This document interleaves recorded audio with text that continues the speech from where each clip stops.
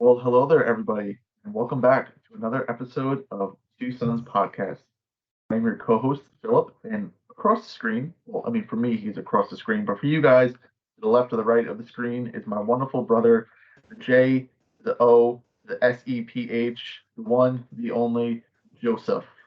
Oh, it's your Right, boy, it's Joey your boy. C. Yep, there he Back is. He's at it right again there. with another episode of Two Sons Podcast. That's right. Amen, brother. Amen. Speak to the heavens. hmm Mm. Of course. We love it here. We love it here. We do really love it here, and that's why we come back every week because we just love this podcast so much, and we love you guys. So Exactly. we love you. Thank Much, you. There you go. much love. Yeah, much Oh, love. there you go. All right, so welcome back, guys, to another episode of our wonderful Mhm. podcast here. So if you haven't tuned into us last week we did a three-episode breakdown of the new Disney Plus show Ahsoka. So we Mhm. basically just spent the whole episode, going through each of the episodes, talking about what we liked, what we disliked, and I gave like a brief overview. Um, so for starters, if you guys haven't, seen the first three episodes of Ahsoka, or you have not watched that most recent episode of our podcast, please do that before you tune into this episode, because in this episode we will be talking about episode four, which actually came out on Tuesday night. So we are going to be talking about that today. So if you have not seen that episode yet, please go watch it. It was absolutely amazing. Uh, Best Dave by far. Filoni, Dave Filoni really knocked it out of the park with this one. Put Ahsoka right on track to where it's going to be. Probably, one of the better Star Wars shows that's came out, in the last few years. Uh, Probably, maybe in the same sphere as The Mandalorian. We'll see. We'll have to see how Episode Five is. I'm waiting for Episode Five personally. I think if Episode Five does really well, and it's like the same caliber as Episode Four, then it's definitely going to be up there with The Mandalorian. And then obviously, depending on how this series ends, it's either going to be better or on par with The Mandalorian. I'm fine with either, so I don't really have a preference. But Mhm. yeah, if you haven't checked out, the episodes, or you haven't checked out our most recent episode, please go do that. So, it's been out for a couple of days, so we've already seen a lot of love and support on that episode. So thank you guys so much. We understand it's a longer episode, so you guys might listen to it like, throughout the week. So thank you guys for tuning in and just, making it a part of your commute or your work day or just, your relaxing time or whatever. So thank you, thank you, thank you. Um, and yeah, so I mean that's pretty much what today's episode is going to be about. So we'll just kind of talk about it. We'll see how long we run, and then we'll plop it up for an episode. So I Yeah. think without further ado, we'll get into our usual shenanigans. Joey, as we sit here and we get ready to talk about Ahsoka, how you doing?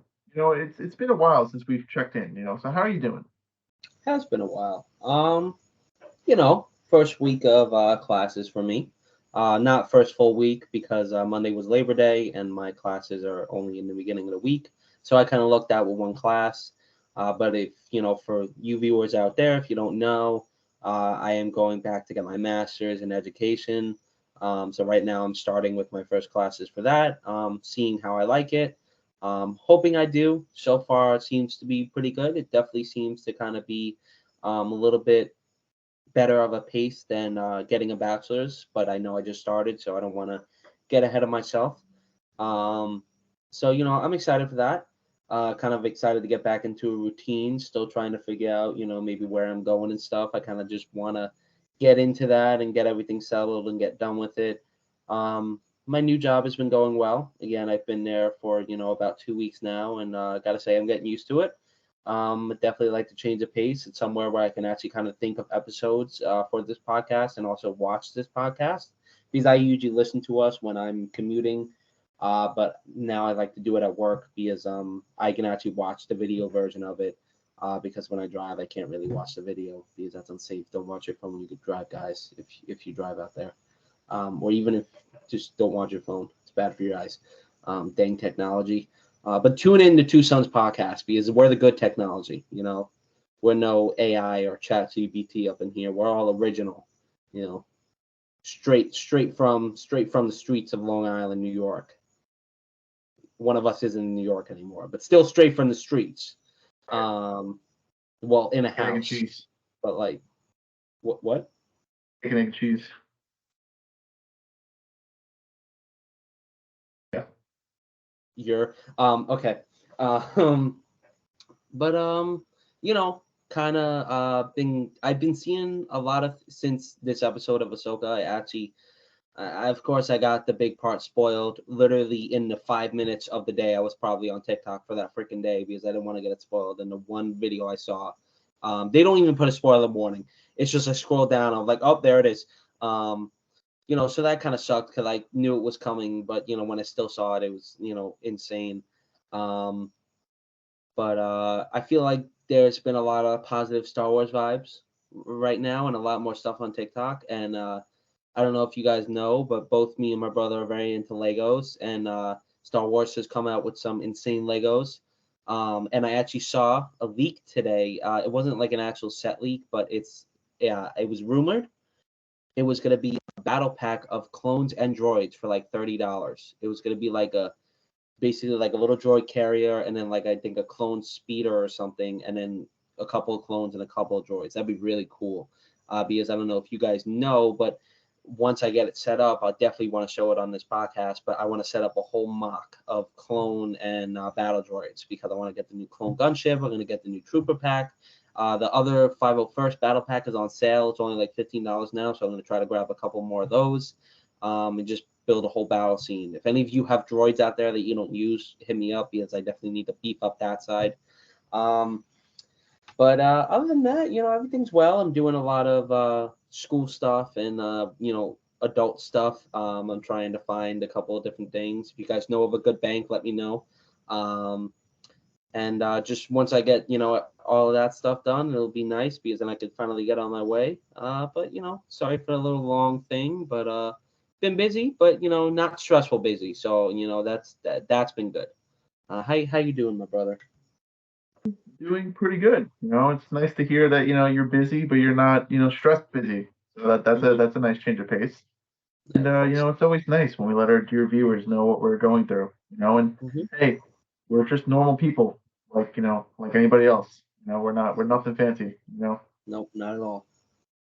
Yeah, just keep All right, that in brother. mind. We're not Yeah. these hotshot celebrities. Nope. No, I had all a that. 4 for 4 today. I mean, I'm sure you That's guys right. have a I 4 for mean, 4. 4 for 4s are pretty banging. I mean, we remember I those mean, classic spicy AMC vibes. nuggets, Going to Wendy's right after your AMC shift. Dr. Pepper. Knocking down a 4 for 4. I mean, that was I life back mean, then. hits the spot. I mean, we all know things are expensive these days, but Wendy's keeps coming in clutch with that $4 for 4 smackaroos. Right. Crazy. Yeah, you also go to Dairy Queen. They got all those fall blizzards back. Didn't even know. We're talking like pumpkin pie. I saw this on TikTok today. Sorry to cut you off, but you said fall things.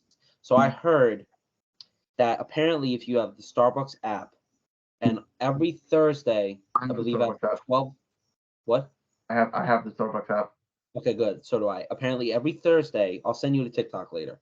Remind me. Every Thursday after 12 o'clock, if you order any size fall themed drink on the app, you get a second one for free. Apparently. Yeah, that would be nice. Definitely look it up. I saw some guy that is like known for saying fast food secrets, and he got 2 pumpkin spice grande lattes for $6. Oh, the black guy? Yes. I love that guy. He's great. Yeah, I don't know his name, but he's a great guy. Yeah, there you go. I mean, hey, the fall just keeps getting better and better, right?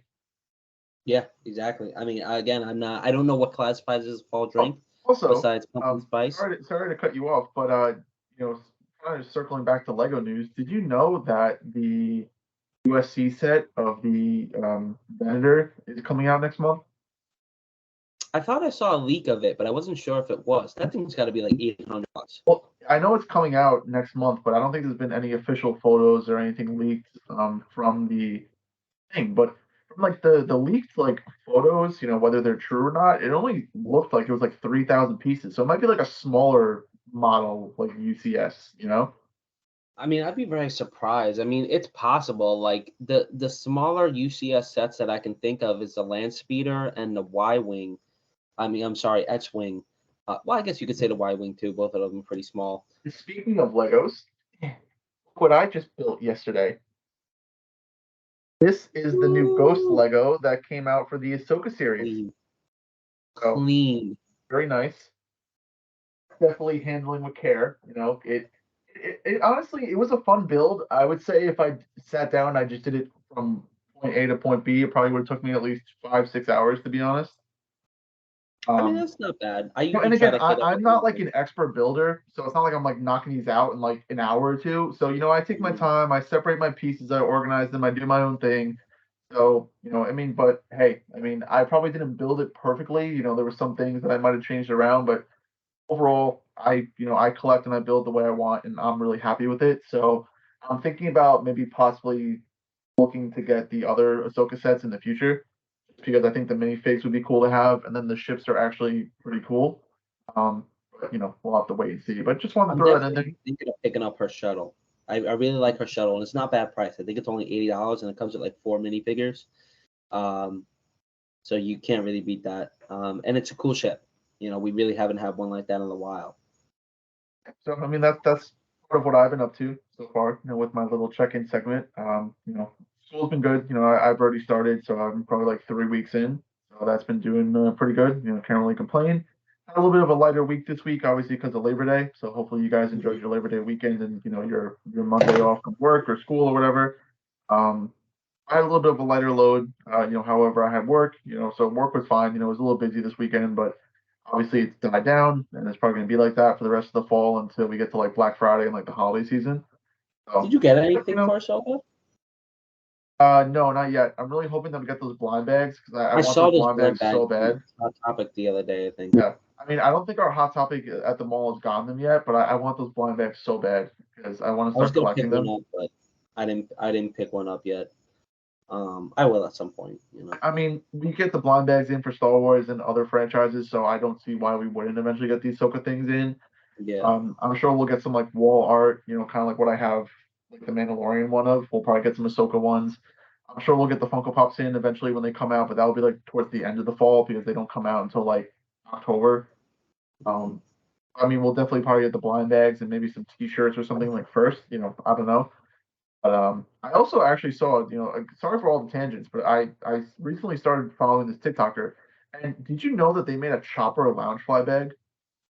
Had no idea. Yeah, so I kind of want the Chopper Loungefly bag now. That's sick. I don't have It, one, and it maybe even that's comes with like something his I'll little maybe arms, that'll so be you my could. work bag. It even like comes with like his little arms that you could pose him where he goes like this. You you could just walk around with him on your back, just like. Burr, burr, burr, burr, burr. So hear me out. I was still thinking of like what I want as my graduation gift, and I was like, okay, I don't want to spend thousands of dollars to complete my sleeve, but I want my Star Wars sleeve completed. I don't know what I want to do for the top half of it. I was thinking just kind of random Star Wars stuff. Chopper's got to go on there, right? I mean, you could literally just do a mugshot of him, and then just list all of his war crimes like underneath his portrait. That would actually be that would be really funny to kind of like put him and R2 like side to side and just compare like their war crimes. Like I know Chopper's Right. definitely way worse, but I'm pretty sure R2 also like helped kill like Well, thousands I of mean, if people. you include him, like within like Luke Skywalker's X-wing when he blew up the Death Star, I mean, I those are included. well, those are a couple tens of thousands of fatalities there. So he's right up there with Chopper. I mean, he was no saint during the Clone Wars either. Okay. Yeah, they both be like I feel mugging like people R left two. and right. I feel like R2 gives a lot of Chopper vibes during the Clone Wars, but then I feel like during like the original trilogy and like the sequel trilogy, he's definitely like calmed down. He like he There's had his like he had his like angsty like teenage years during the Clone Wars, and that was like big Chopper vibes right there. And then like Chopper kind of stepped in with the original trilogy, and he's like, "All right, I got this now." it's funny because when you say that, I remember I think back to the one like Clone Wars episode where it's literally just like R2 fighting that like evil like fake droid and like he's just going ham with it. It's like you forget how much of a menace that guy is. Again, guys, watch the Clone Wars, please. There's so much stuff on there that is just it makes you appreciate the world of Star Wars so much more. Uh, yeah, I mean, other than that, that pretty much kind of sums up my thing. Kind of short and sweet. To the point. Work is going good, school is going good, by the grace of God and, any beings out there, I'm doing good. So, just gotta keep trucking along and seeing what goes on, I mean, take it one day at a time. Also, um, rolling into our little segment where we talk about like, news and stuff like that. I have two things that I want to cover quickly. We just talked about the first one like a little bit before, But for those of you that love Star Wars and also have Disney Plus, there have been rumors that there is possibly something coming out on Disney Plus tomorrow on Friday that has to do with Anakin and Ahsoka. I don't know if it's true. I mean, again, I seen it on TikTok, so That's take not obviously that with a grain of salt. But it is supposed to be called The Master and Apprentice, and I don't know if it's like a little short, maybe a few minutes, kind of like going into maybe Anakin and Ahsoka's relationship, from when they met in the Clone Wars, like all throughout the series. I don't know what it's about. Um, I don't even know if it's real. I mean, Star Wars, their fan pages or just their official pages. I don't think they've said anything about it. I don't know if it's true or not, but we'll have to wait and see. So just be on the lookout for Disney Plus tomorrow. And then also this might be a little bit of a stretch. But I heard that episode 5 of the Ahsoka show might be shown in some theaters. But again, you see that on TikTok, so who knows how real that is. Um, so just take that with a grain of salt. The other thing I really wanted to cover is Apple TV. Right, they got a great show on there called Ted Oh, Lasso. 10 out of 10. Highly recommend for those of you that love football, aka soccer, to us Americans, but for those of you that love football and just enjoy comedy and a little bit of a thriller and whatever, highly recommend 10 out of 10. I wish I knew the actor's name that played Ted Lasso, but he is phenomenal in that role. I was I was about to say Ted Lasso. It's Andy Oh, Ted Lasso. Serkis Oh, okay. or something. No, not Andy Serkis. That's freaking. That's. It's Andy Sudeikis or something. Yeah, I think somewhere along those lines. Yeah. Yeah. Phenomenal show. I mean, I just finished it today. Honestly, the last couple episodes had me in tears. I'm not gonna lie. Um, I mean, the show perfectly came like full circle, from the first season to the last season. So I That's good. recommend if you have Apple TV. The seasons are short and sweet. They're only like 12 or 11 episodes each, so there's only 3 of them. But yeah, highly recommend. Great show. I really wish like AFC Richmond was like an actual team, like because I mean I know they sell Yeah. like merch for it, but I mean it's just such a cool concept, and it's just really well done. So I mean, like I said, check it out if you haven't seen it yet. And one thing that I took from that show that could be very inspirational for us all. Wait, do you know what animal on the planet has the shortest attention span? Goldfish, I believe. Right, it is the goldfish. Hmm. And you know what? When we go through some of life's, great ups and downs and turmoil and things that we're just struggling with in life, be a goldfish, man. Just let it go right over your head. Be a goldfish, man. Move on to other things. Remember, Hmm. leave, leave. So just forget about Well, I mean, it. obviously learn from it, but in the same way, just be a goldfish, man. And it takes more energy to hate than it does to love. Yeah, that's true. That's true. For example, today I had a kid that didn't like my blueberry pancakes. Was what did I get upset and throw the pancakes in his face? Of course not. I said, I made regular pancakes just for this situation, buddy. Would you like them? And he was like, yeah. And did he eat them? Of course he did. Saying Goldfish. I would have totally ate your blueberry pancakes. They looked delicious. I didn't have one myself. I have leftovers that I'll probably have for breakfast tomorrow. But I gotta say, delicious. They look divine. It kind of looked like when you get the little blueberries and like you got a little bit on the pan. It looks like the blueberry syrup that they used to have at IHOP, and I don't know where that went because I haven't been able to find it. Every time I go to IHOP, I cannot find it anymore unless it's like a special syrup you have to ask for or something. But they used to have Honestly, strawberry, blueberry, honestly, IHOP, boysenberry. you just gotta step up your game. IHOP, I mean, come on, bring back the blueberry syrup. I don't know what you guys are doing, to be honest.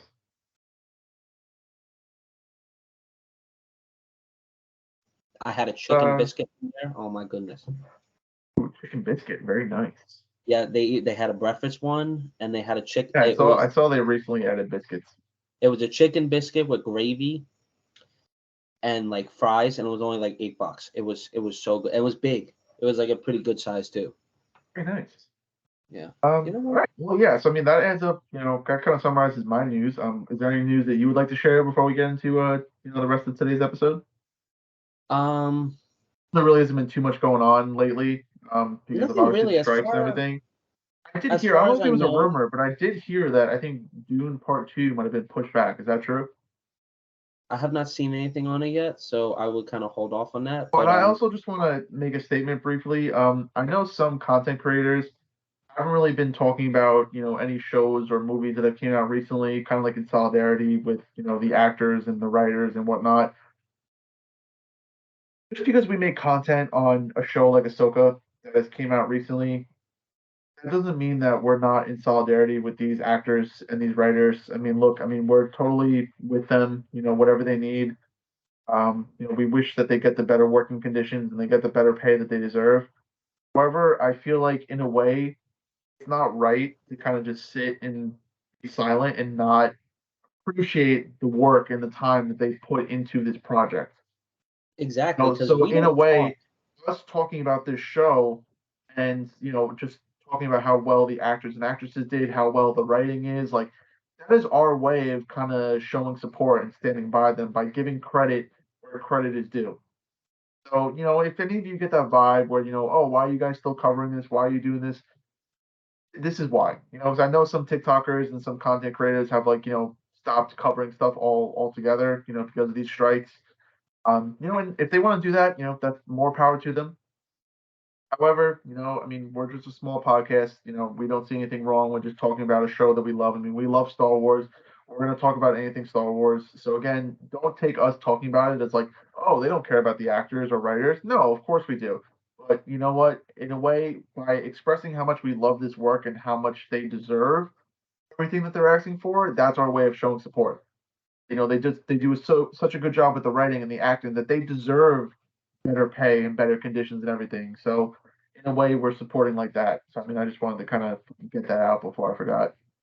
Exactly, and we really have never been one to talk about, like, anytime we express our love for a show or an actor or a movie or whatever it is, we never really, it's like, yeah, go corporations. It's like, that's not us. We're a small podcast. We don't make money from this. We don't get sponsors. We're just two brothers that are talking about film. And again, we stand with both the writers and the actors. And I know some things are definitely unfair, and everybody deserves a decent living and affordable living, and we hope that they get that. But we like to show content because it does show the appreciation, and the talent, and it shows all the hard work that went into the show, not just from the actors and the writers, but there are hundreds, if not thousands, of people that could work on one show or one movie.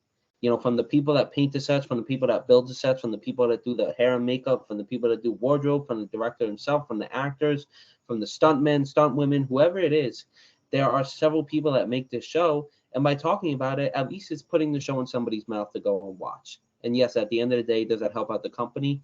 Yeah, the company is the one that owns the show or maybe shows it, but there's really nothing we can do about it. All we can do is stand with them, and we hope that it gets better. Things are going to get delayed. Are they going to be stopped being made? Absolutely not. So I forgot what it was, but some project just got confirmed to start filming in 2024. So things are going to continue to film. They probably will be delayed, and it will take a lot longer, but nothing's going to necessarily come to a screeching halt. So again, we're going to continue to make content, and we will give you updates about, hopefully whatever we find out about the writers and actors strike. I know some company proposed a plan, but it was kind of a bullshit plan, to kind of shut them up. And it definitely, when you read in between the lines, it was not a good plan. So it looks like for now, apparently the writers have been on strike for over 100 days now too. And it looks like no change is coming soon. So it might be a while. Who knows? But yeah, again, that was really the last bit I wanted to talk about. Besides, I saw there was a new trailer out for a new horror slasher, called Thanksgiving, who actually I actually stars just watched Addison the Rae. trailer for that on TikTok this today. Yeah, it actually does not look that bad. I'm interested to see it.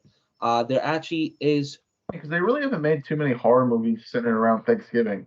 So it's an interesting no. concept.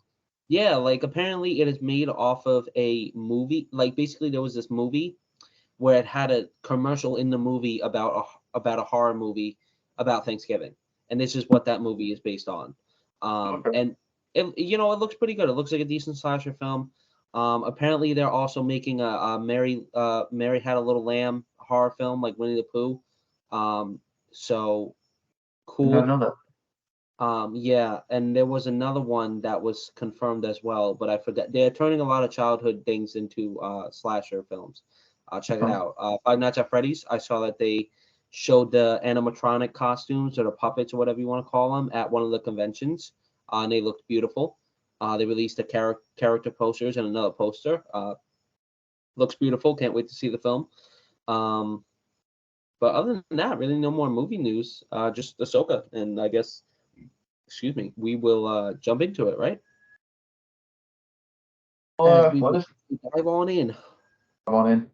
Um, let's yeah, let's get right into the rest of the episode. So obviously we are continuing our discussion with Ahsoka, so we're probably gonna be making a short little mini series about this. So I'm assuming for like the next 3 or 4 weeks, we're gonna be just kind of covering Ahsoka and everything that's going on with that.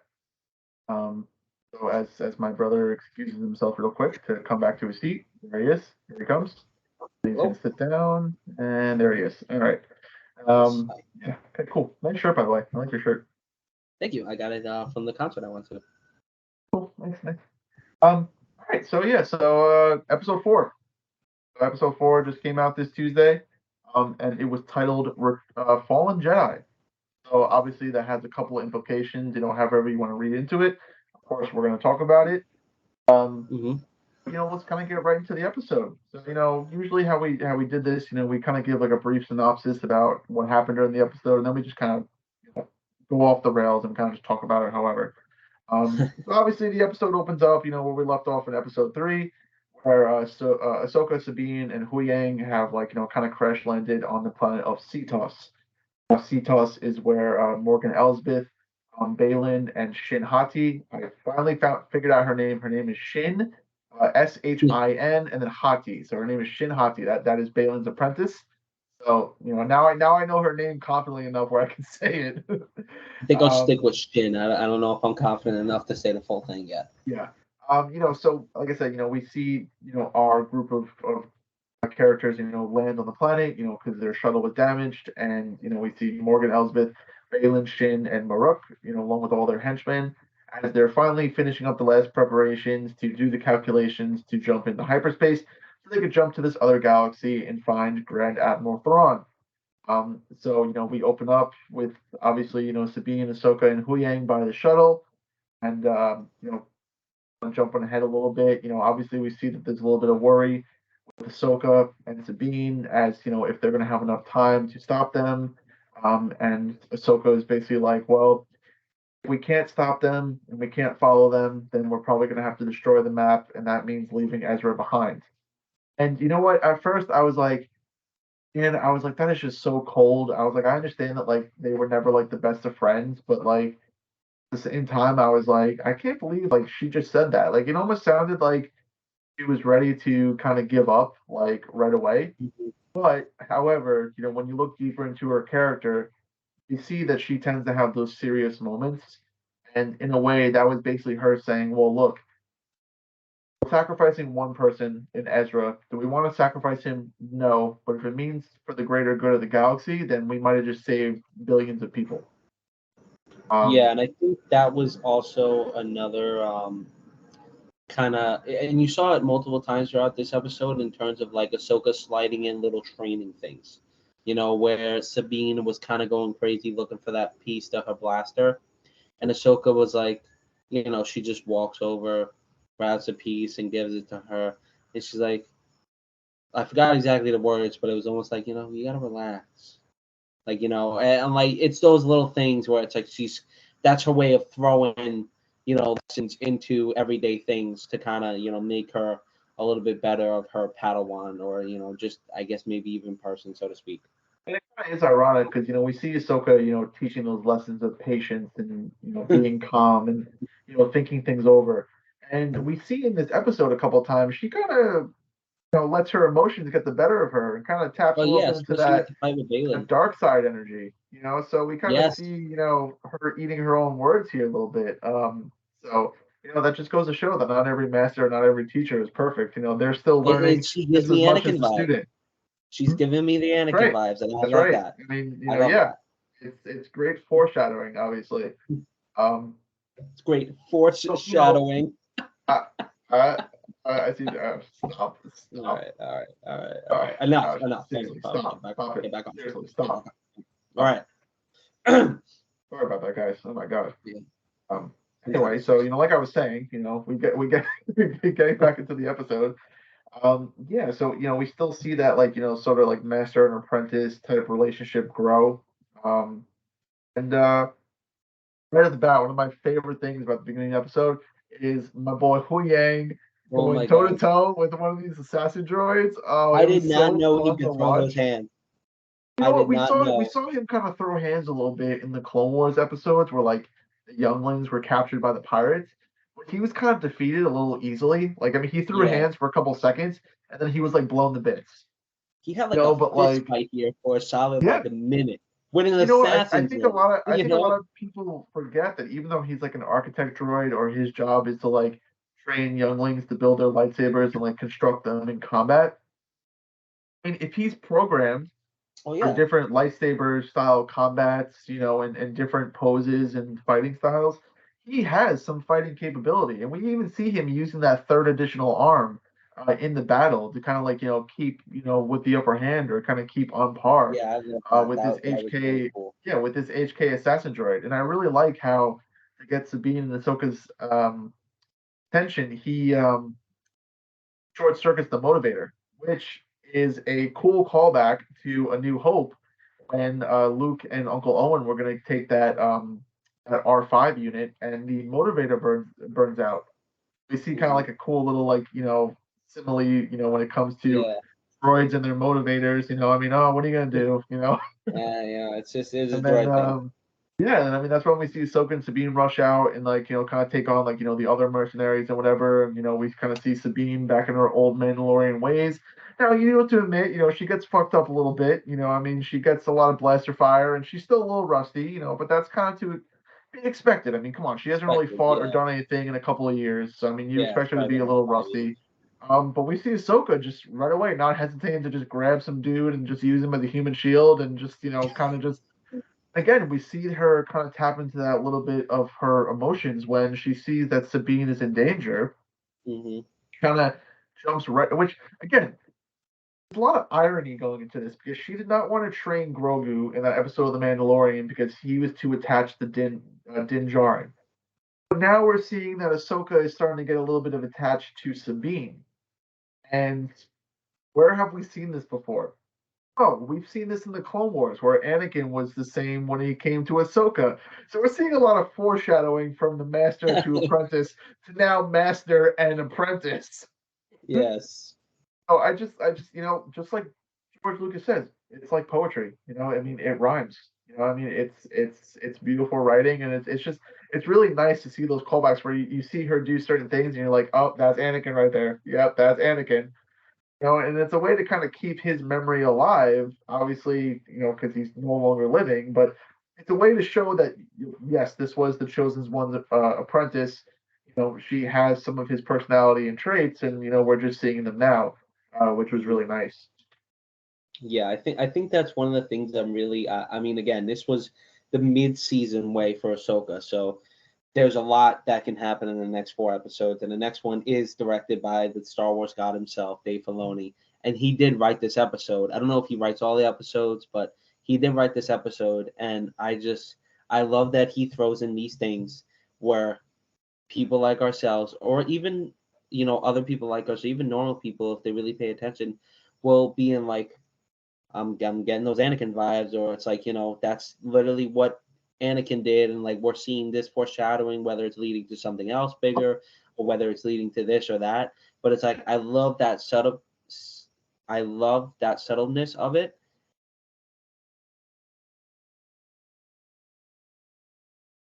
What really worked in this episode, because I feel like there were multiple moments throughout this episode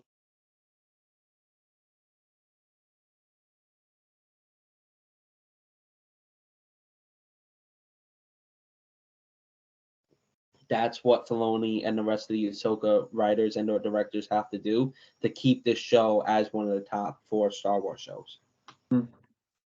Yeah, no, I agree. I think in this episode you definitely saw the brighter side of like Ahsoka starting to shine through. Like I'm not talking to her about her as a character, but I'm just talking about the show in general. We're starting to Mm-hmm. see those points that were missing, and that are being corrected. And I mean, it is nice, because I mean, you never wanted to doubt Dave Filoni. Obviously, everybody trusts the Cowboy Hat Man. Some people, thought, I mean, again, people have loved the show. I mean, I wish I've seen a little bit more of a unbiased opinion towards it, because everybody that you see covering on social media or TikTok absolutely loves it. There's nobody on this green earth that is like, saying anything bad or malicious about the show. And I wish there was more of that. I wish there was at least a 50-50, because obviously we know that every project isn't perfect. So I would love to Mm-hmm. see what people's like negative takes are on the show. But everywhere you look, they're like, "This is the best piece of writing. Dave Filoni is cooking. Let him cook." And I mean, I agree. I mean, let the man cook. I mean, he's been cooking. But again, I mean, nothing's perfect. I would like to see a little pushback. But I mean, again, this is exactly what the series needed, and I'm glad that we saw it now in episode 4, because once we roll into next week with episode 5, I mean, again, like I told you off camera, episode 5 is like make or break for me. I mean, if this episode is just as good as episode 4, then this is going to be one of the best Star Wars shows that they've ever written. I mean, we said in the last episode, basically, this episode was going to decide what the turning point in this show was going to be. Like, yes, episode 5 is also going to do that as well. But again, this is midway. If this episode was a letdown, a lot of people would have lost that steam and lost that hope. Because again, if it picks up around episode 5, it's too late. It's too late for that show to pick up at episode 5. And you may be saying, oh, it's just one more episode. There's a difference between being midway and there's a difference between being 75% done. And I'm just glad that they did it, and I'm assuming Dave Filoni's got a plan where he wanted to wait to the 5th episode to direct it, because I guess he's got again, I don't know who's directing the last 2, but I'm really looking forward to the 5th They episode, especially are how this one letting left it. this man cook. This man And was when you given a got Dave stick. Filoni taking most of his inspiration from the man himself, George Lucas, the man that created Star Wars. And you also have John Favreau on the show as a co-executive producer, executive producer. This show is cooking, and This they are really man, doing their best to avoid any influence from Disney, which is sad to say, but it's also true, because we know if Disney had their way with this show would not be as good as it is. And Disney it seems like unfortunately Dave does has not know really Star fought Wars. hard to like keep Disney or Disney's influence to a minimum. And I appreciate that, because I mean, again, this is what every Star Wars fan says. This is what Star Wars needs. Star Wars needs projects like this to remind fans of why they fell in love with Star Wars. I'm gonna be completely Exactly. honest. In those 40 minutes, or literally, I told myself this at the very end of the episode. That scene, for the minute or two that it was on screen, was so much better than the whole entire sequel trilogy. We could do an episode just on, let's pick 5 random scenes that are less than a minute long and say how they're better than the whole sequel trilogy. Unfortunately, again, I love the actors in the sequel trilogy, but Disney, I mean, y'all were given the whole kitchen, the whole industrial kitchen, the whole Use the building, fucking the toaster. executive chefs, and what happened? You had a grease fire in the first 2 seconds, and then it just all went downhill from there. It's like saying you have like a 5-star kitchen and all you did was use the fucking microwave. Yeah, it's it's just it really is crazy to me how, and you can see like that Dave Filoni also has his fun moments with the show. Just for example, not in this episode, but one of the last one I believe, where again Ahsoka was out in a spacesuit deflecting, starship fire blaster on top of her starship. I mean, that's straight out of the freaking Clone Wars, and we've seen that multiple times in the Clone Wars. I mean, stuff like that we love. Stuff like that we want to see more of. Like just that 1 or 2 moments. It's like it makes the episode so much higher on everybody's list. Yeah, definitely. Mm-hmm. Kind of pivoting away from CTOS and like, Ahsoka and Sabine, we actually jump before, obviously after they defeat the group of mercenaries, we actually see them jump back to Home One, which is currently orbiting around Coruscant. and we see General Hera Syndulla again. And we actually see her getting ready to basically prep the ghost, and along with her son, Jason Syndulla, and their lovely astromech droid Chopper, I they are love going Steam Tower. they are going to go to Cetos, and they are going to help Ahsoka and Sabine out, and come to their aid. And obviously, we see a couple of characters that were in this most recent Ghost set that I showed you earlier. So we see Lieutenant Hawkins, who obviously makes his appearance in like minifigure form for the Ghost. Mhm. Um, his job is basically just going to stall all the other generals and commanders while she goes off and does something that she's not supposed to. And again, I love the whole Hera energy where he's like, you can't do this. Like, they're never going to improve. And then she's like, watch me. And then like she just like keeps walking. And I was like, yep, that is pure Hera energy. You I gotta love love it. that. Apparently, somebody actually pointed this out on TikTok. I wish I like remember their name, but somebody did um, some deep digging. And if you look very closely, the pilot chair on the consoles, like in front of the pilot chair on the Ghost, apparently there was a picture of a live action Kanan Jarrus. So I saw something like that, but in the picture, I could not see what they were talking Well, about. Like somebody unless was it was able to like really really get in there and like kind of like depixel it, and it looks like it was almost like a live action Kanan, which is pretty interesting because we people were wondering if he would make some sort of like maybe flashback appearance or whatever, but nothing was ever announced. But again with Dave Filoni, you never knew. So you know but what? I think it's a subtle detail that is appreciated, because it shows What that obviously Hera is still missing Kanan and she's keeping him alive like in that picture. what I would love is because I don't know if it was just one of those things or if it's confirmed or whatever, but Hera and Kanan's son, after something happened later in the episode, he was like, I have a bad feeling. And like I don't know if that's a little bit of force energy coming through or something. If it ends up being the case where he has some sort of Oh force, yeah, I mean it's 100%. I mean that moment right awesome. there, like I said, But I mean we'll talk about it, but I mean yeah, he would not be saying that if there was not any inclination that he could possibly be force sensitive. I would love to just even if we don't see Kanan, I'd love to hear his voice, talking to his son or something. Or even if it was something like that with Hera or it's somebody else freaking Ahsoka or And something. I don't they know. they did it in But the sequel trilogy. I mean, obviously we saw Han Solo come to Kylo Ren in the Rise of Skywalker, so we could see mm, something similar to that, where we see Kanan coming to Hera. I mean, it's entirely possible. I mean, whatever they want to do writing wise. Um, yeah, as we said, we see her basically gearing up the Ghost, to go to Cetos and help, and obviously we actually see the rest of Phoenix Squad join her. We see that yeah, she's I was joined very by like surprised. 4 or 5 X-wings. By the way, the Ghost looks amazing in live It action. looks I love beautiful. it. And It we really actually does. see a returning character as part of her Phoenix Squadron. We see the Asian man with the lovely beard. He's made a couple of appearances in The Mandalorian. He was in the most recent Mandalorian season, season 3. And we see him as a part of Phoenix Squadron. So we know that he's in that same contingent with Hera. And what's So interesting is that this actually kind of brought up a question to me just now as I was sitting here thinking. I think Obviously, we've we have seen the this same question. character at the New Republic base in The Mandalorian season 3. And obviously, who That do we is see what I there? was gonna We say. saw Zeb, right? So Mhm. my question is Zeb a part of Phoenix Squadron, or where's our boy Zeb? So I mean that kind of I didn't think about that during the episode, but now I'm kind of thinking about it as we sit here and we talk about it.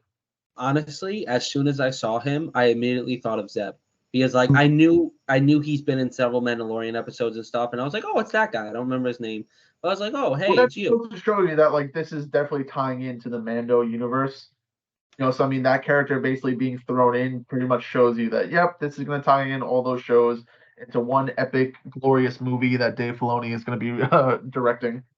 I feel like when that comes out or when the first trailer for that hits, forget it. Like it's gonna be insane. But I hope maybe we'll get even somebody talking about Zeb. I mean, that would be really cool because I want to see more of him in live action. I want to see, definitely more of the Ghost Crew together.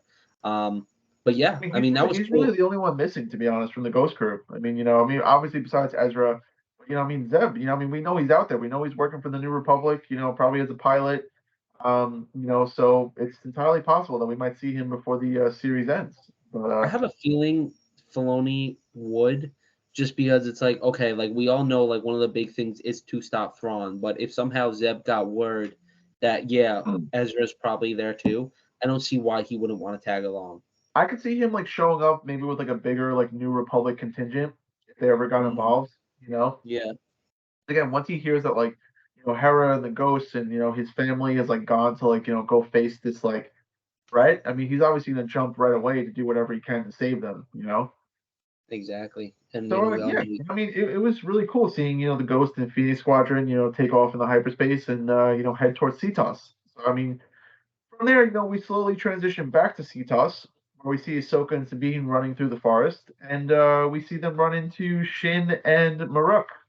Mhm. Um, and I gotta say, both of these fight sequences and everything were work of pure art.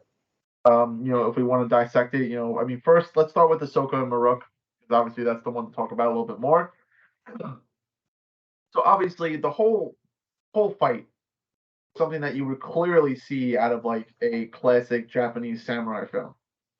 Exactly. The Music, stances the quiet, the stances, the slowness to it, just both of them measuring each other up, doing different poses, are retaliating with different all of poses, everything. Even the music kind of had some sense of maybe some Eastern Asian influence, almost like you were watching like this like sci-fi samurai battle. I Well, feel like the opening very credits reminiscent for of like that the feel too. very reminiscent of like the Obi-Wan and Darth Maul fight that we saw in Star Wars Rebels. All the different Mhm. poses, the quietness, the calm, and then just it took like three strikes, and then that was it. Although we do see a longer lasting battle between Ahsoka and Maruk, and at some point it looked like Maruk was kind of like almost on par with Ahsoka. Mhm. There was like one point in the fight where it looked like he was maybe getting her on the back foot a little bit. You know, However, as the fight progresses, we see them kind of go back into this like standoff type of position. Reminded me something out of like Ghost of Tsushima, where we would do those like standoff battles, fighting the Mongol soldiers, or just again, reminding me of like those classic samurai films. And just the way it was choreographed, I mean, we see her try out different poses. We see her trying to get Maruk to react, and eventually, by raising her lightsaber like this, it gets Maruk to activate his lightsaber, have it spin in a circle. We see that that was what she was anticipating. When they clash, it takes one strike to his abdomen, and unfortunately, Maruk goes down. Now, this is where the only problem I had with the show was, because obviously, after Maruk goes down, we see him on his knees, and all of a sudden, green dust just shoots everywhere. And we see him screaming in agony, and he just drops to the floor. Was he So screaming? I didn't even notice the sound. I thought, either it is the Night Sister magic within him screaming, or it is just the souls screaming. But we mm, could basically confirm that this character Maruk was somehow kept alive or influenced by Night Sister magic. It's the same green smoke was seen with Savage Opress, was seen with Darth Maul. So we're seeing that obviously with Morgan Elsbeth being a Night Sister, we see that this character Maruk is tied also into the Night Sisters. Now, this is the only problem that I have, just because I feel like this is a little bit of a cheap cop out. And now I understand if Filoni was having us be so misdirected, so we'd be shocked by the final scene, and that's where I kind of see it in my opinion, right? Because he wanted us to focus on something else, so we wouldn't see the other thing coming. Well, and mm, obviously we've seen so many fans do their theories about Maruk. Some people say it's Galen Merrick, some people saying it's Ezra, etc., etc. And I think a lot of fans might have been disappointed in the moment, but not enough where like it ruined the episode for them. It might have ruined the character. Maybe they were hoping for a little bit more, but I obviously people got over it very quickly. I mean, you didn't really see anything about it except for yeah, people just making fun of all the theories and being like, "Oh, well, I guess those theories don't matter anymore," because yeah, um, but his story was cool because we knew that he was an Inquisitor during the Galactic Empire era, and we knew that he survived longer than all the other Inquisitors. But again, we don't know what his backstory is. I mean, did he die, during the age of the Inquisitors, and was he brought back with Night Sister magic? Was he under the influence of the Night Sisters from day one? I mean, did he go into the Inquisitor Academy and become an Inquisitor under the Night Sister influence? Was he always controlled by them? Was he reanimated by them? Was this just a shell of armor that was just basically inhabited by souls and Night Sister magic? We unfortunately do not know. Is this the end for Maruk? It depends. I mean, unless Morgan Elsbeth has like more characters like him kind of shoved up her sleeves, who knows? I mean, was he the only Maruk? Nobody knows. Can we see him maybe possibly being revived and brought back into battle? I mean, I think it's entirely possible, especially if there was Night Sister magic used to kind of like control him. There's nothing saying that she can't come back to Cetos and revive him and have him be like basically one of those walking zombies that the Night Sisters were known for. Um, so that was really my only problem with the show. I mean, I wouldn't knock it for a point. I mean, I think the episode was probably just a solid 10 out of 10 in my opinion. So I wouldn't knock the show a point. However, I am always just a little upset when they introduce these new characters and they just don't really do anything with them and they kind of just like kill them off right away. However, I think based on the direction that Dave Filoni was going and what Maruk was supposed to be, I think it makes sense because it misdirected so many people that they weren't paying attention, and then obviously the end of the episode blew them away. You know? Yeah, like I am very curious when we talk about it. Like we're controlled by Night Sister magic and all that. It's like when did he if he died, when did he die? Like was he like you said an Inquisitor before he maybe met the Night Sisters? Did the Night Sisters just go and find a bunch of freaking temple guards and turn them into their personal inquisitors?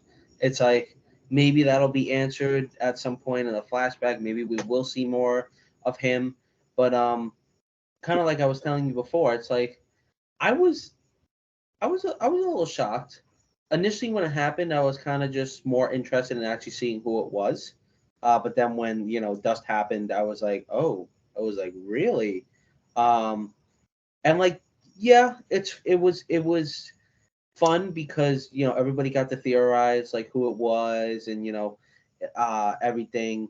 Um, it's not the biggest letdown to me, just because there is a lot more characters that are going to be featured in this show. And like me personally, I'm more interested to find out more about Balin. And even Shin, like I mean, she's pretty cool. The more I saw of her in this episode, and of course we got the Big Bad Throng coming in. So I think we'll probably see another Inquisitor like character definitely at some point. Excuse me, he's not bad. He's just misunderstood. Who Balin? Thrawn. Oh, Ron. Um, sure, but I could see that being the one thing in this episode. Um, but I haven't like on social media. I haven't really seen anything about that. Really negative. I think I saw something, but I skipped it because I didn't see the episode, and it was just talking about his death. Yeah, I mean, basically, people were just making fun of all the theories that were created because obviously they don't mean anything now. Um, I said, I mean, Well, it's it's kind of not a when it's not a big deal, but that was just the because I mean, obviously they made a Funko Pop out of him and they made him a minifigure, so it's like you seem like he was gonna stick around for a little bit at least, so you kind of had some hope that he would be a return character, and then like he finally speaks in like the last episode, and then they just kill him off in this one, so it was a little bit of a curveball, definitely. at least he got some words in, I guess. Um, yeah, I mean overall that fight, that whole sequence was beautiful. The Sabine and the Shin fight wasn't really too much to write home about. I mean, it was kind of similar to like their first fight on Lothal, except towards the very end. First of all, Being kept her own.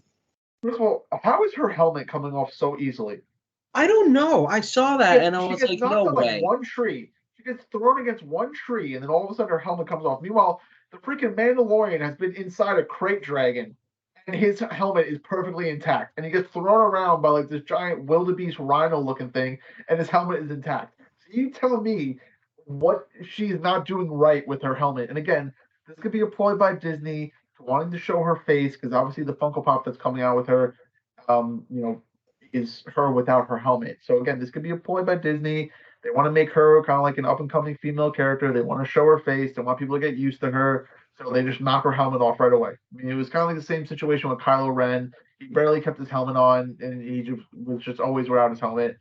So we're getting that same kind of vibe. I mean, I didn't really care too much. I just thought it was kind of funny that like Mandalorians are known to having like the best armor, and she gets hers knocked off by a fucking tree. I Yeah, mean, like it's that just, that is something I noticed because I was like, no way she threw her that hard. I was like, and again, like even in Rebels, we never really saw her helmet get knocked off. Like that thing was always on.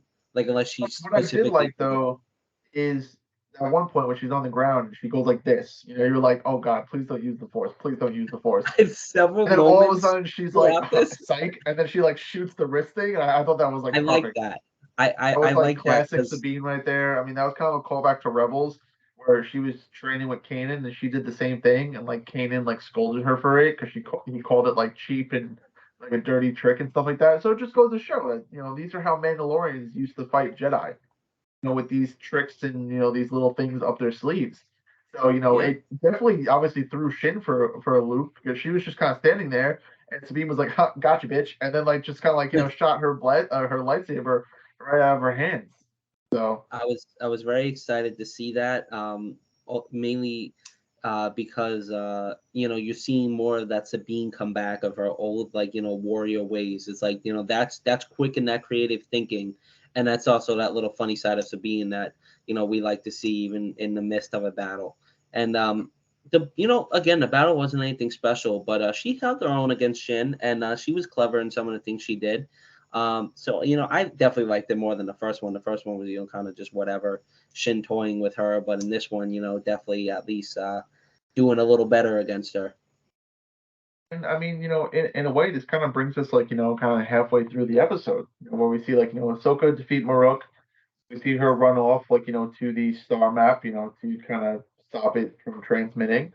And that's when we still see Shin and Sabine fighting and everything. And this is where we see uh Ahsoka and Balin kind of make first contact and talk with each other. So do you want to get into that for a little bit while I kind of quench my thirst here? Yeah, for sure. So yeah, like my brother was saying, once she kind of gets to that star map area, obviously we see the slow walks again, like kind of that dueling, sizing each other up, and we see Baven there, just cool, calm, collected, sitting, and of course she's got it throwing. Everybody knew Anakin, like again, like Anakin's always the talk, um, and I like that little exchange between them, and even in this, like I said before with Balin, I liked him because he really is kind of something different in terms of a I don't even really want to say like a Sith or anything like that. I just want to say an I guess I call I, antagonist. I call him like a dark Jedi. I mean that's just kind of how I see him. Like I enjoy his character as right now one of the main antagonists just because of the way he acts. Like, yes, did we see him get aggressive in this fight? Of course. And I was actually impressed um, with how good he was doing. And I think when we get a little bit more into the fight, we can see him kind of overtake Ahsoka on certain points because we're kind of also seeing Ahsoka lose that focus where she does kind of turn a little bit more angry and she definitely lets that get the best of her. Um, but again, I love the monologue before they even get into it because he's even talking about her, Padawan, or her apprentice or whatever. Forgot the word he used, but in Sabine, and like we also see Ahsoka get upset, like at the fact of what is being said, and then especially when Shin comes back, she's like, "Yeah, Sabine's dead," and that's the first time. Well, I don't really, I'm off the top of my head, I'm not sure, but that's one of the first times we actually seen Ahsoka just like forcefully throw somebody against the wall. That like that was something crazy to see. But I can't So really remember. we've seen her have these like emotional bursts before, like in the Clone Wars, but never to the extent where like she was like actually like because like once she saw like Shin come back, I mean she like picked that bitch up and like smacked her right against the wall. I mean like there was like just Yeah, like no thought behind it. It was just like yeah yeet and then just like right against the wall. And yeah, and then like so we see that Balin's kind of like talk and everything kind of rattles her a little bit, because he wants to jump right into her past and be like, oh, everybody knew Anakin Skywalker, few around to know what he became, and then she's like, "Oh, I'm not here to discuss my past." So we still see that she's like running away from her past in some regards. You could really argue that she never really came to terms of what happened. With Not the Clone really. Like, Wars, with Order 66, with Anakin, dying and then coming back as Darth Vader. Her fight with Darth Vader. We never really seen her explore any of her past and kind of confront her past before. So she still has all these demons and all this baggage that's kind of like looming behind her. And this kind of comes full circle with the finale of the episode. And I got to admit, the fighting style that Balin introduces gives me a lot of Qui Gon Jinn vibes. I gotta say, because his stance is what got me. I was like, I feel like I haven't seen a stance like that in a Qui while. Gon. Exactly, and that's why I want to know more about Balin. I want to know who he was around. I want to know if he had a Padawan. I want to know if he was an apprentice to somebody. If so, who? Because his fighting style was very. Both her fights with Maruk and Balin, she only used one lightsaber. We really haven't actually seen her I use. I I would support a theory that Balin was perhaps a member of the Jedi Order, obviously during the Clone Wars. Obviously, a couple of years younger. And I think that maybe he was really close to Qui-Gon Jinn. Maybe he was a good friend of his. Obviously, we see that they maybe shared the same lightsaber form, the same fighting styles. We see that they're both very diplomatic. They're both very good at talking, but then they're also good with a lightsaber when the time calls for it. And that's perhaps how he found out probably about Anakin. He probably saw him come into the Jedi Temple as a Padawan and, watched him kind of grow up, rise through the ranks and everything. And he obviously knew of his exploits during the Clone Wars. And I'm assuming that because of that, he knew of Ahsoka or he heard of Ahsoka. Because again, if he was a Jedi during the Clone Wars, then obviously he knew who Anakin and Ahsoka were. And I don't think it would be a far off theory to kind of say that maybe he knew Qui Gon or maybe he. Because I mean, just when you continue to see him talk and his character develop, he's giving me a lot of Qui Gon vibes for some reason. When you say that, it makes it definitely makes sense just because again, like if you really sit there and thought about the way Qui-Gon spoke and how he speaks, it's like yeah, very similar. Again, like I feel like Qui-Gon was one of the more calmer, cooler, collected ones. And again, that's what I get from Balin. And I gotta say, I really am enjoying Balin's character.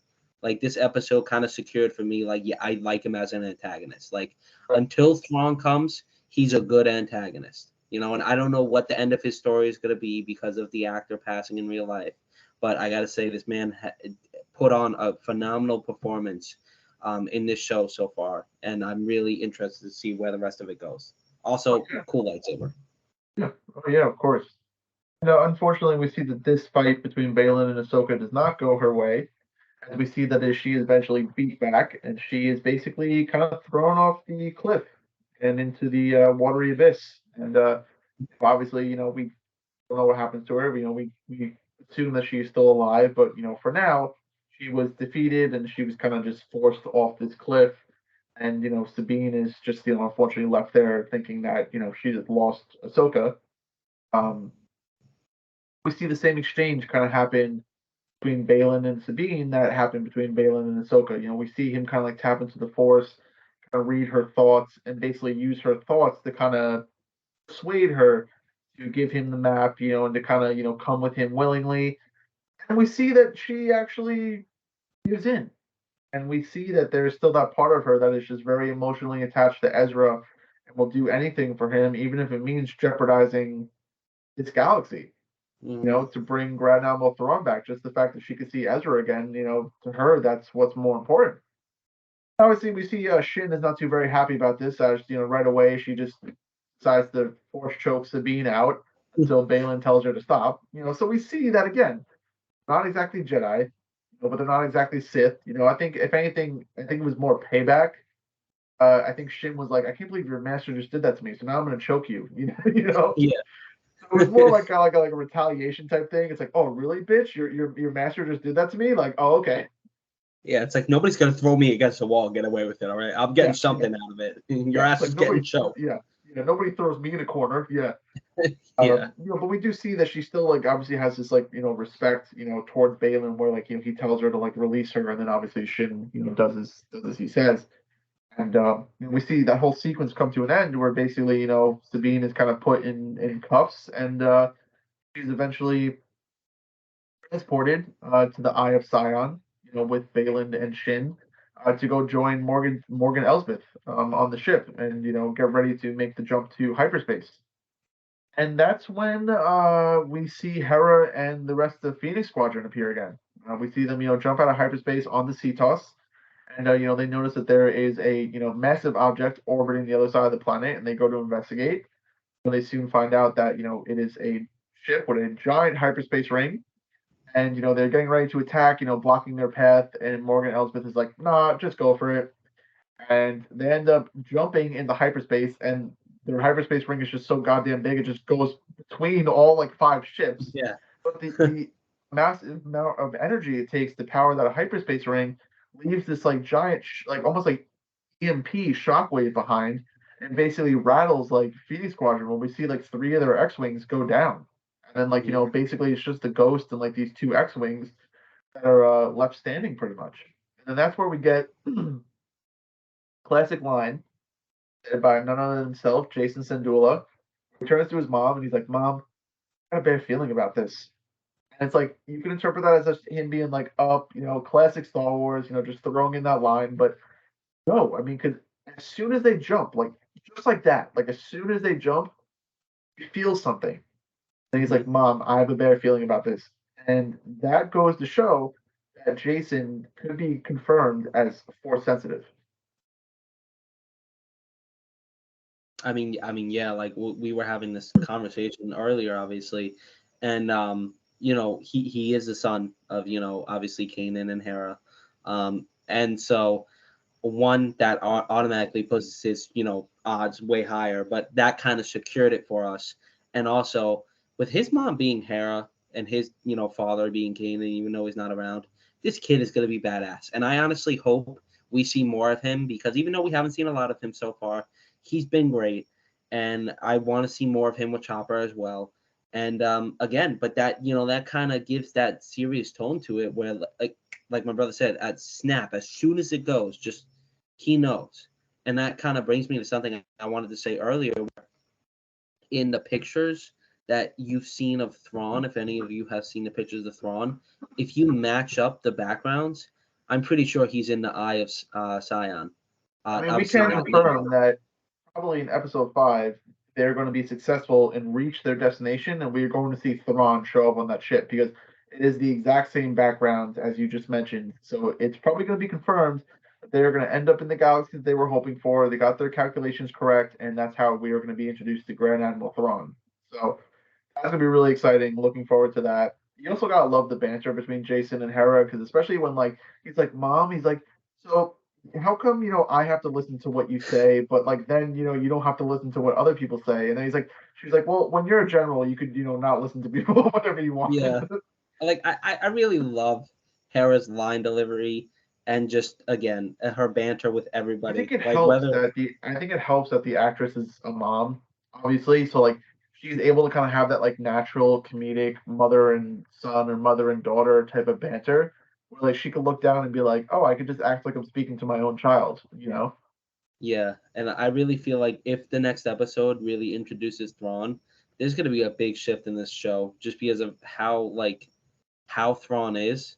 And again, I'm not super sure of the actor that plays him, but from what I know, he's a very established actor. And isn't he the same Well, guy that voiced the him? actor that is playing them is the one that voiced them in Star Wars Yeah. Rebels. So obviously he knows Thrawn. He's done this before. Now And he's got a chance to do it in live action. Dave Filoni has brought in and has spoken to many times Timothy Zahn. So Timothy Zahn is the one that created the character of Thrawn in his original in the original Thrawn trilogy called Heir to the Empire. That is in Star Wars Legends. So until Star Wars Rebels, Thrawn was only a Legends character. Hmm. So when he was introduced in Star Wars Rebels, he was brought into the new official Star Wars canon.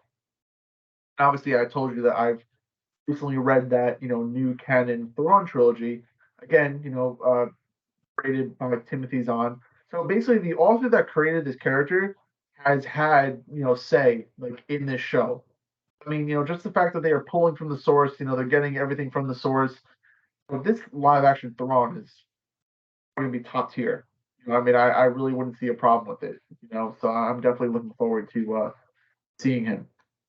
And Yeah, with that being said, that brings us to the basically the finale of the episode.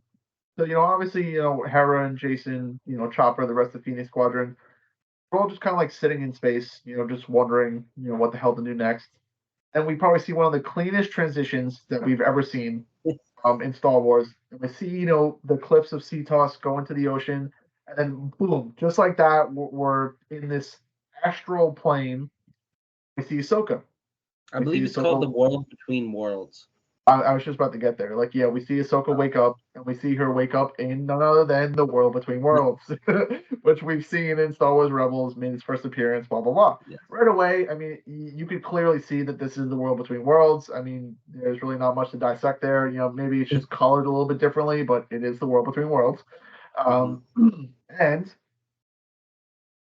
two words, two words that literally transported me right back to 2013 of watching Star Wars for the first time on the laptop during a hurricane with my brother and watching Star Wars The Clone Wars movie, two words brought me back to my 10, 11-year-old self.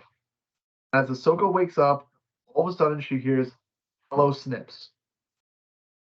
And I it's like I kid you not. it's like the pen went to paper. And like you ever see those memes where like they're just writing and then like it's on fire while they're writing? Like that was those two words are better than the whole sequel trilogy.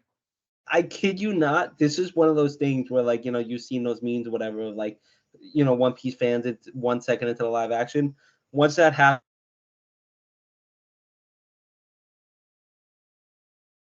I was laying on my bed watching it about 2 hours before we started filming this, and he said that, and I was like, God damn. I was like, I'm not gonna unfortunately, I lie. had a I'm not gonna squirrel, so I lie. knew it It, was it coming, was like but real. It was real close to bringing a tear to my eye. I mean, I felt the tears starting to form in my eyes, but they didn't get there to like actually come down my face. But they were there.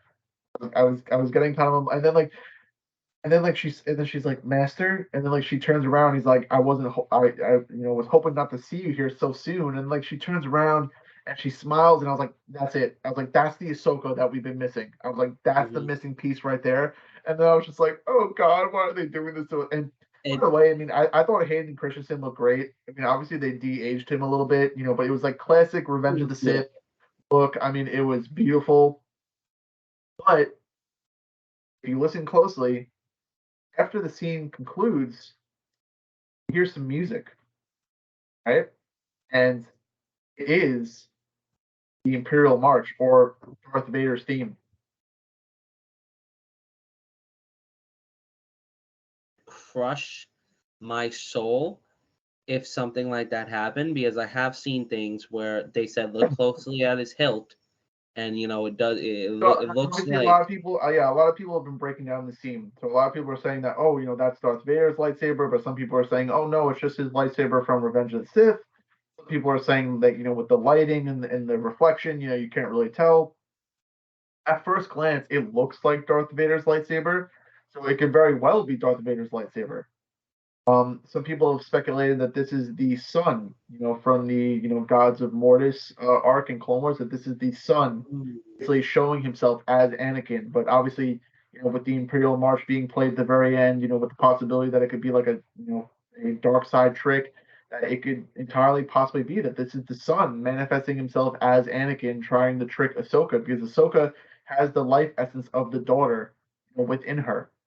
We could see Dave Filoni possibly making a callback to the Clone Wars and having this be a whole trick, I honestly or don't want it to be that. or I we just could want simply Anakin. just we could simply just see this being Anakin, but we could also see it being Anakin and Darth Vader at the same time.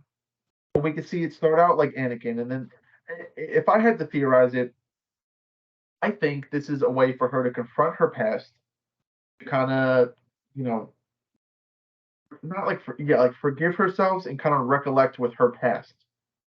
Right, get the closure with Anakin that she needs, like, get the closure that she needs in general, with Order 66 and just the Clone Wars and everything that's happened to her. At the same time, we can see this being almost like a trick. Like Anakin Mm, is telling her to like, oh, come with me, whatever, like, you've done enough, like, let's go. then we can see her hesitate and be like, no, I'm not done yet. I need to go back. And then that's when we can see him turn more into Darth Vader. And we can get that both sides of the coin, where we can see the light side version of himself in Anakin, and we can see the dark side version of Darth Vader. Because we've seen Ahsoka have, uh, you know, meetings with both. We know that she knew Anakin, but then we also saw that she faced off against Darth Vader. So I think it would be a perfect way for her to close up her past if she was able to confront both Anakin Skywalker and Darth Vader. So I have And seen. also, I have seen something on TikTok. Again, I don't know how true. Is it Apparently, what I'm about to say? I don't know. Let's see. Apparently, there have been rumors. There has been a Obi-Wan Kenobi I was about to stunt say that. body on set of Ahsoka. And that could possibly mean that in one of these realities, we see a version of Revenge of the Sith where Anakin is successful and kills Obi-Wan. Because for those of you that played early like 2000 Star Wars games, there is a Star Wars game based on Revenge of the Sith where one of the options in that fight is for you to kill Obi-Wan. And you kill Obi-Wan, and then the Emperor comes to congratulate you, and then you kill him too. So we can see an Hmm. entire reality where we see him actually succeed and kill Obi-Wan and then see what would happen if he killed Obi-Wan. So we can see a whole part of the episode where she jumps into one of these timelines and fights Anakin from Revenge of the Sith. How sick would that be if she faced off against her former master in that state? Imagine if they put Imagine if if she was they the had one. another duel of If Obi-Wan Mustafar. if Obi-Wan died, imagine if she was the one to cripple Anakin the way Obi-Wan did. I think that would actually blow my mind. Like, I don't know if that's true. I kind of want it to be true because who doesn't want to see a different reality, especially in live action? And again, this is just the world between worlds. It's like theoretically, Filoni can do whatever the hell he wants if they just focus this half this episode on that. And I mean, even if we just see more of a different duel of Mustafar, I mean, oh my, forget about it. Imagine Like, seeing that duel again. Just imagine hey, seeing it again. And then just like the great like what if like he flipped and Obi-Wan missed and like Anakin was actually successful and killed Obi-Wan. yeah. Like I mean, this is the perfect opportunity to do it, where Ahsoka could see all these different realities and who knows? I mean, maybe she sees that and maybe she wants to step in and save Anakin. I mean, there are so many possibilities that they could do with World Between Worlds, with her seeing Anakin Skywalker. We just don't know. I also have another theory. So what if you know how in Star Wars Rebels, the very last episode, we saw Ahsoka appear, pick up Sabine on the Jedi shuttle, but she was wearing the white robes and she had the white staff. Mm-hmm. Hear me out. Obviously, in the show, we see her return for Sabine, but she's in the gray cloak, right? Now, there's a franchise called Lord of the Rings. I don't know what that is. We first are introduced to Gandalf. We see him as Gandalf the Grey. He is in gray robes, right? However, he dies and he comes back as Gandalf the White in these bright white robes with this big white staff. What if, yeah, what if after she confronts her demons, she confronts her past, she becomes a better version of herself? What if, yeah, what if she jumps back in time at that point where she goes to Lothal, but this time she has the white robes and she has the white staff?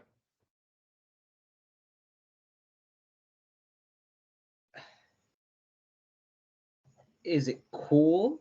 Yes. And also, I get Lord of the Rings vibes just from the name of the ship, Eye of Sauron. Um, but Oh, you're Sauron. I don't know if they would be that ambitious to do something like that. I mean, personally, I wasn't even thinking of that.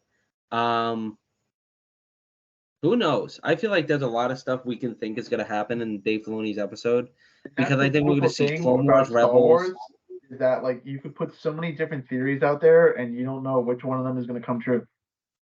Exactly. And like again, I think he's gonna take a lot of different things and kinda he's probably gonna think of what are the fans gonna think and probably he's gonna throw a little bit of each in there.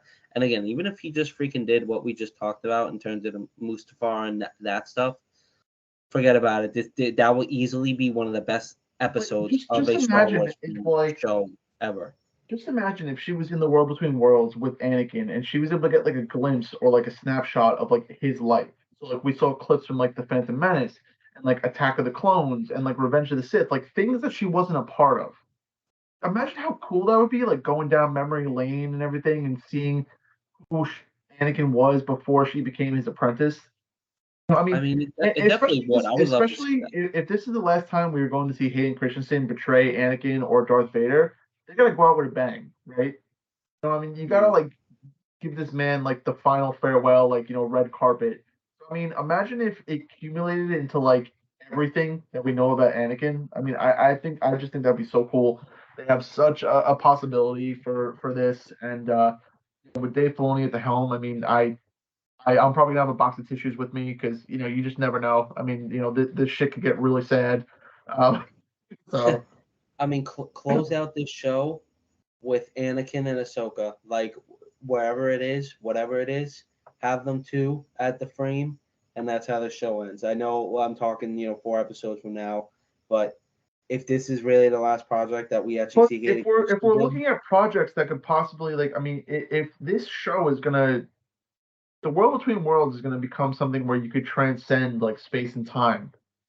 And something like this could be entirely possible. What's saying that, she goes through the events of doing what she has to do, and then what's saying that she doesn't go back between, into the world between worlds and she steps off to a point in time where, like, let's say it's a what if, and she kind of has her own like happy ending with Anakin and Padme and Obi-Wan. I mean, we don't know. I mean, we've seen Dave Filoni come out and say that like the world between worlds is not time travel. But then again, in Star Wars Rebels, we kind of see that it is time travel. So I mean, he kind of like ate his own words there in some regards. So we see Ahsoka get pulled out in her time when she was supposed to get killed by Darth Vader, and then she goes back into that portal. It's like we kind of see that she's stepping in and out of time. So I mean, it's not entirely unplausible that she could, do what she has to do and then go find her own happy ending. You know? I mean, I can see Filoni doing that. The only thing I'm a little unsure of is if this many people, because you need to watch Rebels before you watch Ahsoka. Again, if you guys are watching Ahsoka and you have not watched Rebels, I think What are you it's doing? crucial for you to watch Rebels to really I'm understand the surprised. show. I'm surprised you guys are not confused if you haven't watched Rebels.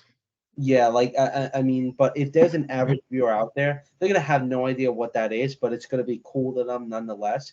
So I think it's something Filoni can definitely pull off. And again, I don't know how many episodes he's directing, but again, since he is directing this next one, there's a lot of stuff that can Well, happen. even if he's And not directing, he's probably the executive producer on the show. well, like for We example, know he that wrote the he's last writing. episode. Yeah, we know that he's writing it, and he's producing it, but he might not be directing it. You know what I mean? Yeah, but I think if he directs it, it's because he has this vision that nobody else can pull off, We and know that's we why know he he won. directed the first episode, and obviously we know he's directing the fifth episode, but it hasn't been confirmed about who's directing the last uh, 3 episodes after that. So I mean, we'll see. Whoever um, directed the fourth episode did a phenomenal job, so I don't mind if they do it again. And again, throw Filoni and somebody else. I mean, even Favreau, throw him in there, yeah, because that man's great I when mean he they got directs. so many talented directors from The Mandalorian and from these other shows that they could pull from. So it'll be interesting. But yeah, I mean that basically brings us to the end of the episode. I mean, because obviously after that, you roll credits, and that's how the episode ends, basically. Um, I mean, to give our ratings of this episode, I mean, I thought it was a solid 10 out of 10. I mean, at first, I have to admit, at first, it didn't really blow me away until we got to like the very end of the episode, and I was like, no way. But then, like after like analyzing it and thinking about it for a couple of days, like all of my negative thoughts about the episode were basically just canceled out, and I was like, oh, well, actually, this makes sense, or this makes sense.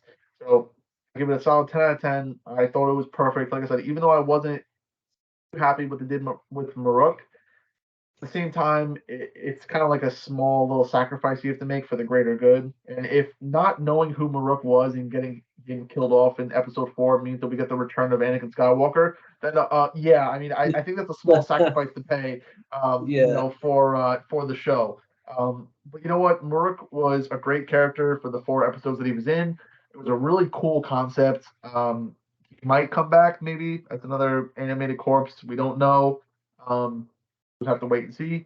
But really cool design, really cool Inquisitor. R.I.P. All the Inquisitors are dead now. There's no more Inquisitors.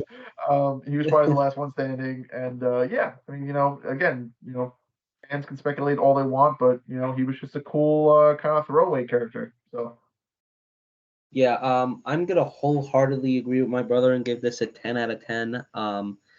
This is what Star Wars can be if you let the people that know Star Wars just freaking you let do it. them Just cook. just let them do it That's right. because something like this is a show. This is an episode of a show, and it's absolutely phenomenal, and it has been better than several Star Wars films.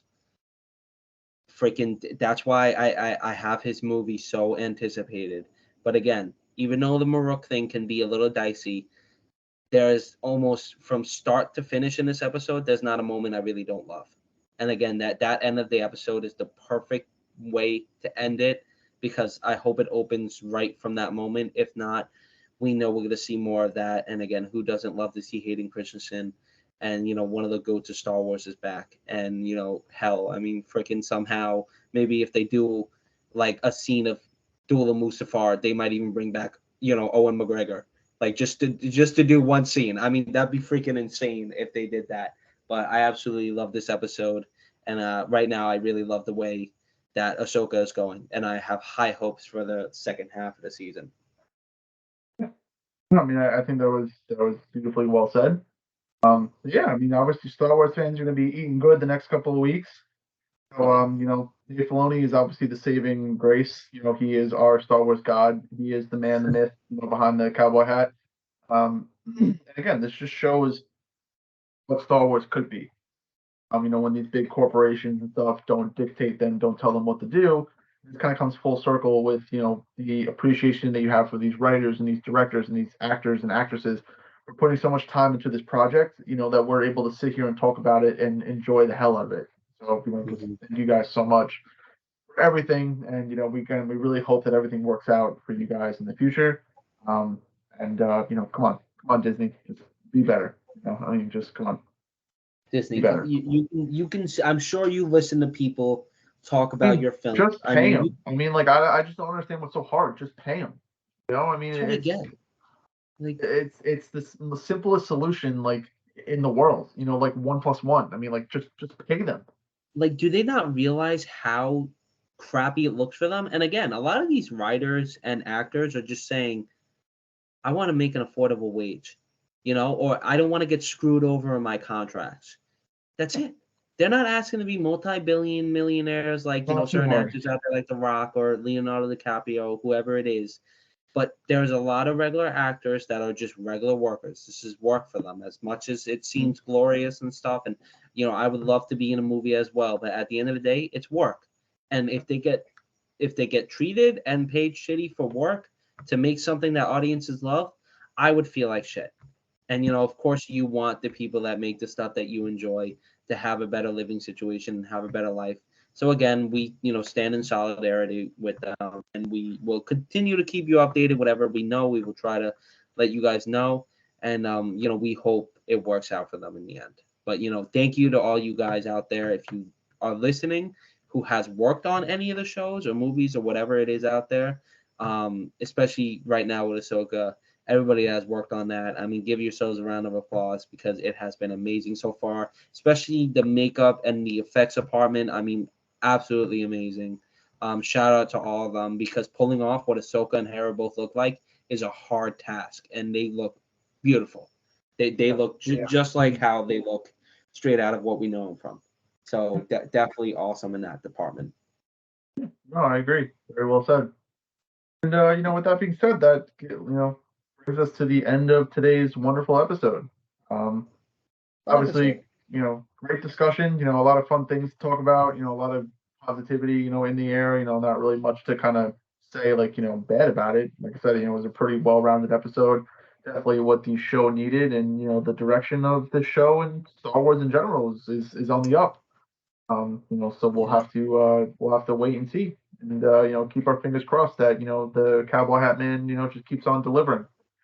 But thank you guys so much for coming out to another wonderful episode of Two Sons Podcast, where we broke down episode 4 of the Ahsoka series. Like I said, this is going to be a little mini series that we're going to be doing for the next couple of weeks as we watch Ahsoka. Let us guys know if you'd be interested in doing like a watch party. I'd be totally down to like kind of like just like stream the very last episode of the series and just kind of like watch it together and like watch it with you guys. I don't know if we That'd would be get really cool. copyrighted. I mean, I know people. I've seen like like Star Wars Theory. He does like these like Ahsoka watch parties. So I don't know if it's copyright or I don't know if we'll run into any copyright issues. I don't know how it works. I mean, hey, we could try it. If it works, it works. If not, then we just don't post it. And then we'll just talk about it in an episode like this, regardless. But I mean, it would be really cool to sit here and kind of like react and watch it together and stuff like that. So, I'm you know, definitely down for that. Like, if it's a Tuesday night, I should most likely. Oh, I well, mean, we don't it need to would be always late. watch it on Tuesday. I mean, we could always Yeah, watch it like another day together. But I mean, it's just a thought. So I mean, if you guys would be interested in seeing something like that, just let us know. But otherwise, yeah, come back next week when we'll be talking about the very much anticipated episode 5. So that'll hmm definitely be a lengthy discussion. There'll be a lot to talk about. So that should be another good episode. But before we kind of what I'm looking for. Close out this episode. Just had a total brain fart there. And before we close out this episode, you can find us on Instagram, Twitter, which is now X, and Facebook at Two Sons Podcast. That is with an O, not a U, because we are two brothers. So be on the lookout for any posts tomorrow when this episode comes out. My good old brother will post some lovely pictures and let you guys know that the episode is out and ready for streaming and listening viewership. You can also find us on Instagram and TikTok at Jabba's Lounge. You can also find us on YouTube at Jabba's Lounge. Um, I will also do the same, and I will also post, any updates and notifications to when the episodes have posted and they are ready for your viewership. Um, Drop us a follow, drop us a like, a comment, subscribe on all of our social media platforms. We're always looking to interact with you guys. And, we always appreciate all the love and support that you give us. It really means a lot. Um, and like I said, with all these socials out of the way, I'm just going to turn it off to my brother real quick for his final words, and then he will lead us out for the end of the episode before I lose my voice because my voice is just like so dry today. Like that's why I was drinking so much water. same. So yeah, I'm gonna leave it off to you to close us out and say our last few words. Yes. Once again, like my brother said, you can find us on several socials such as Instagram, Facebook, Twitter, and/or X, all under Two Sons Podcast. That is Sons with an O, not a U, because we are two brothers.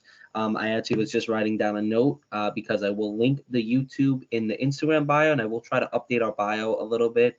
Maybe I can make it a little better or something. I want to try to get better in terms of socials and post more for you guys. Again, once I get settled into a new place at some point and have a room set up, I would like to do even if it's solo episodes or even if we do a couple of small episodes here and there.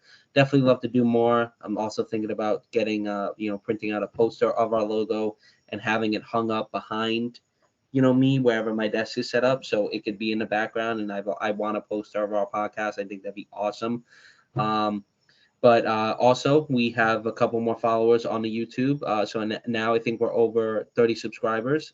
So that's awesome. I mean, we love you guys. That's insane to us that we have people that come out. Our latest episode has been doing really well on the Spotify and podcasting platforms as well.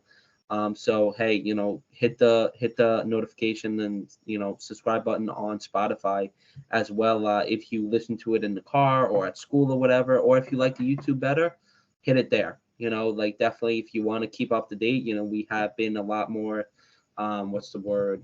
I guess keeping a schedule where we do an episode every week, and even if it's just one, we try to make it a little longer for you guys, so you can enjoy it, maybe watch it over a couple of days or something.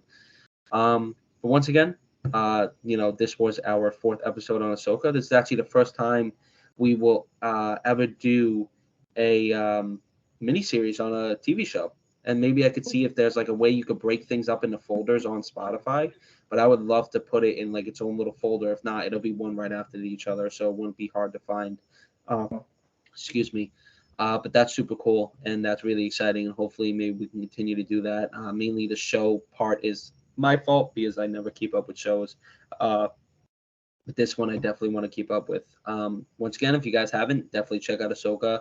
Let us know what you think. Let us your thoughts. Hit us up on the socials, YouTube, whatever. Give your opinion on about the podcast or whatever we watch, or if you have anything that you suggest we talk about or watch. Once again, guys, thank you so much for coming out and listening.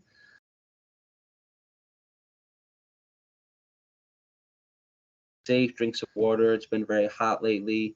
Make sure to get some good sleep and just take care of yourselves, and enjoy the fall season coming up. And good luck with everybody that is in school, that is listening to the podcast, whether in your middle, high school, college, whatever it is. Good luck to all of you students out there. We know it is very hard, especially if you are balancing a job and school. Congratulate yourself. It is something that is very difficult to do at times, and you deserve all the praise for the hard work you put in. So you guys are awesome. Thank you so much for coming out and listening, and love you guys. That's pretty much all I got to say. Very well said. And on that note, guys, because it is another Star Wars episode, we will leave you with a good morning, good afternoon, goodbye, and may the Force be with you all. May the force be with you.